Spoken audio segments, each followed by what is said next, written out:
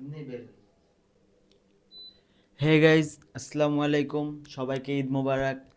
আর আজকে একটা ইন্টারেস্টিং জিনিস করতে যাইতেছি। ইন্টারেস্টিং বলতে, আর অনেকে জিজ্ঞেস করতেছেন আমি কোরবানি দিছি নাকি। আসলে আমরা কোরবানি দেই নাই এইবার।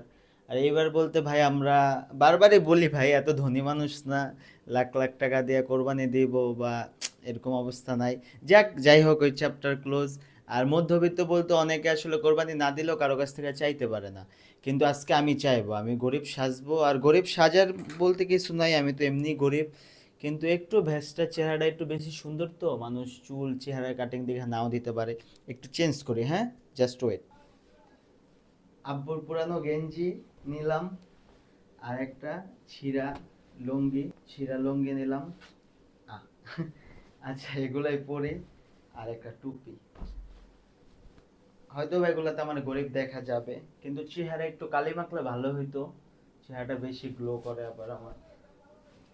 আসলে অনেক চেষ্টা করতেছি নিজের গরিব বানানোর জন্য, যাই পড়ি আমি দেখতেছি যে মানে গরিব লাগতেছে না। কেমনে বাইর হবো আমি তো বুঝতে, আর শুধু এটা পরে বাইর হলে মানুষ দেখে তো করবো যে হালার, আর শরীর ভালো আর সব ভালো, আরে দিমো না।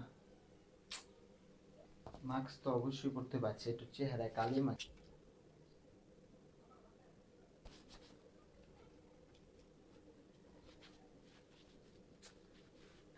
তো হইব নাকি বুঝতেছি না। মানুষ চিনবো যে ওরকম কিছু না, কিন্তু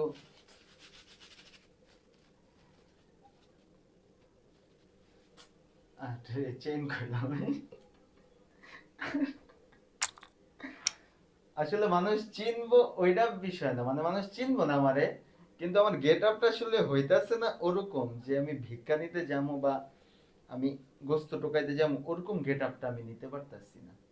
আমার চিপ টিপ দেখে আমার তো চিনা বুঝা না, ঠিক আছে না? এমনি বাইর হবো নাকি এটা পড়বো?